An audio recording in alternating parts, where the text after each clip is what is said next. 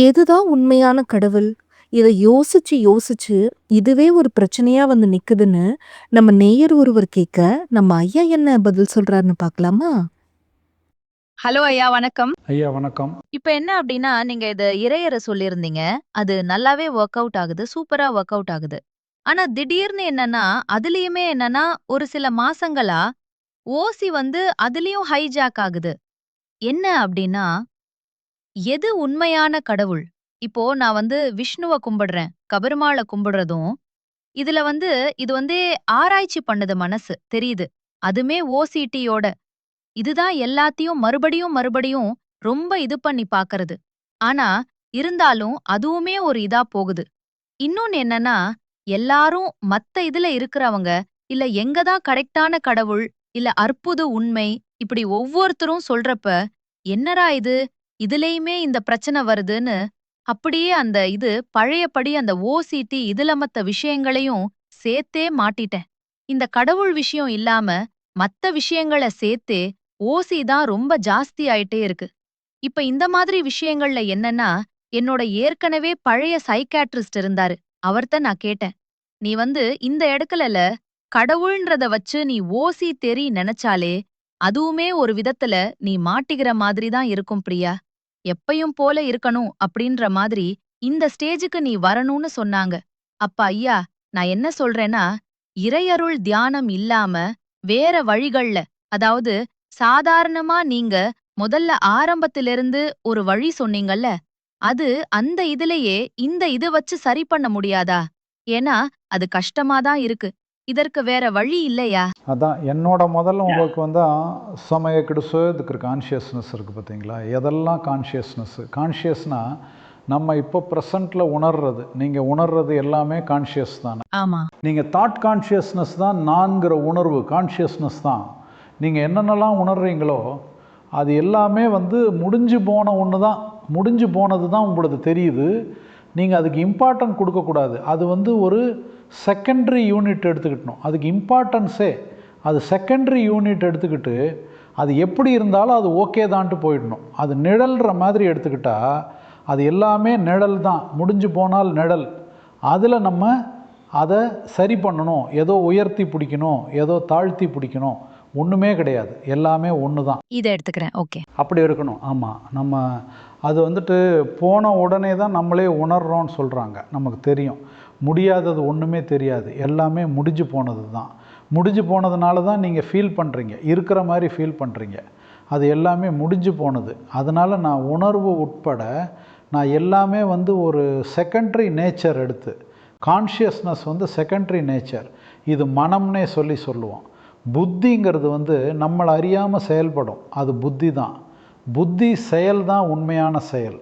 அந்த புத்தி வந்து எல்லாமே பார்த்துக்கிடும். அதனால் புத்தி எல்லாமே செயல்பட்டுடும். நீங்கள் இந்த இதை அப்படியே விட்டுக்குங்க. இது எல்லாமே தானாக போகும் மாதிரி எடுத்துக்கோங்க. Okay, okay. ஓகே.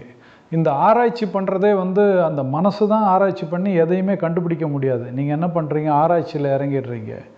அந்த ஆராய்ச்சி பண்ணுறதெல்லாம் மனசு. அதுக்கு என்கரேஜ் பண்ணாதீங்க. ஆராய்ச்சி 2-3 தடவை அப்படியே மறுபடியும் ஆராய்ச்சிங்கிறது மனது. அது புத்தி கிடையாது. புத்தி வந்து முடிவெடுக்கிறது தான் செயல் நடக்கும். ஆராய்ச்சி வந்து செயலில் கொண்டு வராது. ஆராய்ச்சி வந்து குழப்பத்தை தான் கொண்டு வரும். அதனால் நீங்கள் ஆராய்ச்சி உங்களுக்கு வந்தனால மனசு செயல்பட எடுத்துக்கிடுங்க. மனசு எல்லாமே செகண்டரி நேச்சர் எடுத்துக்கிடுங்க. அப்படின்னா, ஐயா இங்க இப்போ நீங்க ஒரு வார்த்தை சொல்லுவீங்க. உணர்த்துல மட்டும் நீங்க வந்து அறிவ பயன்படுத்த, அப்ப கூட என்ன மனசு வராது? புத்தியை தான் பயன்படுத்துகிறோம். எந்த வேலையுமே இல்லை. அதுலேயுமே கூட நீங்கள் மனசை பயன்படுத்தினாலுமே கூட ஒரு செகண்டரி நேச்சர் மாதிரி எடுத்துக்கோங்க. ப்ரைமரியாக உள்ளது வந்து அங்கே உள்ளே இருக்கிறாரு. அவர் வெளி தெரியாமல் இருக்கிறாரு. அவர் பார்த்துக்கிடுவார் எடுத்துக்கோங்க. இப்போ மந்திரிகள் வந்து என்ன தான் ஆராய்ச்சி பண்ணாலும் முடிவு சொல்கிறது மன்னனர் தான் சொல்லணும். மந்திரிகள் வந்து மன்னர்கள் கிடையாது. அதனால் நீங்கள் ஆராய்ச்சி பண்ணணுங்க. ஒரு முடிவெடுக்கிறது கூட என்னெல்லாம பண்ணுங்க. நீங்கள் ஆராய்ச்சியெல்லாம் பண்ணாலும் பண்ணுங்க. இது வந்து மந்திரி லெவலில் உள்ளது தான் எடுத்துக்கிடுங்க. முடிவெடுக்கிற வேலையை மன்னர் பார்த்துக்கிடுவார். அதுக்கும் ஆராய்ச்சிக்கும் சம்பந்தம் இல்லை. மனசுக்கும் அதுக்கும் சம்பந்தம் இல்லை. முடி அடிப்படுத்துக்கிடுங்க. அதனால் மனசு வந்து 2ஆம் பட்சமாக எந்த அளவுக்கு எடுக்கிறீங்களோ அந்த அளவுக்கு உங்களுக்கு எல்லாமே நீங்கள் அடுத்த கட்டத்துக்கு போயிடலாம். மனசே உங்களை ஆட்டு புடைச்சிக்கிட்டே இருக்கும். ஒரு நேரத்துக்கு ஒன்றை சொல்லும், ஒரு நேரத்தில் ஒன்றை சொல்லும். அது தன்னைத்தானே அது கொண்டாடிக்கிட்டே இருக்கும். ஆமா உண்மைதான். ஒரு நிலையில இல்லாம அதையே நோக்கி போயிட்டே இருக்கிற மாதிரி இருந்துச்சு. இப்போ நம்ம பகவத் பவுண்டேஷன்ல ஆரம்பகத்துல இறையருள் தியானம் நீங்க சொல்றதுக்கு முன்னாடியே 21 அப்பவே நான் பார்த்திருக்கேன். சில பேர் அப்பவே ஓசில இருந்து வெளியில வந்த மாதிரி நிறைய பேர் வீடியோ போட்டாங்க. அதெல்லாம் அதாவது இந்த தாட் திங்கிங் வரன்ற புரிதலையே ஓசில இருந்து வெளியில வந்திருக்காங்கன்ற மாதிரி வீடியோ பார்த்திருக்கேன். அந்த அளவுக்கு அக்செப்டன்ஸ் எப்படியா நீங்க கத்து கொடுத்தீங்க? உண்மையிலேயே பெரிய விஷயம். அதெல்லாம் நீங்கள் ஆராய்ச்சி எடுக்காதுங்க. ஆராய்ச்சி எடுத்தீங்கனாலே இந்த ஆராய்ச்சி பண்ணுற மனநிலை பெருகிட்டே போகும். அதனால் சரி அப்படி தானே கேட்டுட்டு முடிச்சுட்டு அடுத்தது என்ன போயிட்டே இருங்க. Okay okay okay. அப்போ என்னது பண்ணாலும் இப்போ நம்ம ஒரு செயல் செய்கிறோம். அதை செயல் செய்யும்போது இல்லை இது நீ பண்ணக்கூடாது, அன்னைக்கு இதை பண்ணால் கெட்ட நடந்துச்சு, இப்படிலாம் இது சொன்னாலும் மனசு சொல்கிறத எடுத்துக்கிடுங்க.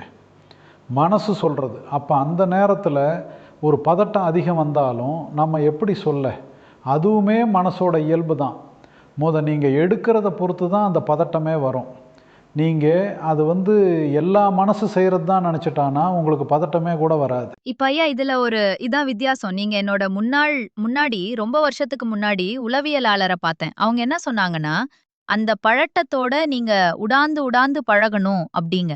ஆனா அப்படி பண்றப்ப பாடி ரொம்ப அப்படியே டயர்ட் ஆயிடும். ஆனால் நம்ம பகவத் பவுண்டேஷன் இந்த இதில் வந்து அப்படிலாம் நடக்க வாய்ப்பில்லை. புரிதலை கூட இல்லாமல் சரி பண்ணியிருக்கோம்ல. இப்போ இங்கே அந்த பதட்டத்தோடு இருக்கணும்னு சொல்லி சொன்னால் நீங்கள் அந்த பதட்டம் முடியணும் சொல்லி நினச்சிட்ருப்பீங்க பார்த்தீங்களா? பதட்டத்தோடு இருக்கிறது எப்படி நீங்கள் தியான முகம் கலந்துட்ருக்கீங்களா? இல்லையா, அதுக்கு வாய்ப்பு நீங்கள் வந்து தியான ஞான முகாம் ஒரு கலந்து உங்களுக்கே சில ஐடியாஸ் வரும். சிலதெல்லாம் சரியாக செயல்படுத்த முடியும். அதெல்லாம் கலந்துக்கிடாமல் நீங்கள் ஃபோன்லேயே பேசிக்கிட்டே இருந்தீங்கன்னா எந்த அளவுக்கு இதாக இருக்குது. நீங்கள் என்னெல்லாமல் செலவு பண்ணி என்னெல்லாமல் போகிறீங்க, எங்கெல்லாமல் போகிறீங்க, யாரெல்லாமல் கன்சல்ட் பண்ணுறீங்க, இதில் வந்து கலந்துக்கிடல ஏன் இந்த அளவுக்கு கஷ்டப்படுறீங்க? கண்டிப்பாக உதவி பண்ணும்ல. புரியுதாயா. நம்ம எப்படி சொல்ல ஒரு கரெக்டா டைம் அமைஞ்சிருச்சு அப்படின்ற மாதிரி பார்த்தேன். இனிமே அதுக்கு முடியாது போல பார்த்து எப்படி சொல்ல? தியான முகாமோ ஞான முகமும் கலந்துதான் ஆகணும் போல. இதெல்லாமே வந்து நீங்கள் உந்த பதட்டத்தோடு நீங்கள் பதட்டத்தை கவனிக்கிறதுன்னு சொல்லி சொன்னால், இந்த அமிர்த தியானம் ஒன்று இருக்குது. அந்த தியானத்திலேருந்து நீங்கள் கவனிச்சிங்கன்னு சொன்னால் அது கவனிக்கவும் முடியும். அது உங்களுக்கு அதிகப்படுத்தாது, பிரச்சனை உண்டு பண்ணாது. அது கற்றுக் கொடுப்போம். அந்த டெக்னிக் மூலமாக நீங்கள் அந்த பதட்டத்தை கூட கவனிக்கலாம். ஓகே புரியுது. அப்போ தியான முகம் வந்து நிறைய விஷயம் வச்சுருக்கேன். சரி, இப்போ அடுத்த தியானம் வருஷப்போடு சனி ஞாயிறு தியான முகம் தான், வியந்து தியான முகம் தான் நடக்குது. இப்போ ரேட்டை கூட பாதியாக குறைச்சிட்டோம். ஏன்னா நிறைய பேருக்கு தேவைப்படுதுங்கிறதுனால பலரும் பயன்படட்டும்னு சொல்லி ரேட்டெல்லாம் குறைச்சிட்டோம். அதனால் சனி வந்துட்டு போங்க. கண்டிப்பா ஐயா. நீங்க சொன்ன புரிஞ்சு வச்சுக்கிறேன். அதிக வேலை கொடுக்காம ஐயா. ரொம்ப நன்றி ஐயா. நன்றி. தொடர்ந்து இது போன்ற ஆன்மீக தேடல் மற்றும் வாழ்வியல் உண்மைகளை தெரிந்து கொள்ள ஐயாஸ் அகவல் சேனலை சப்ஸ்கிரைப் செய்யுங்கள்.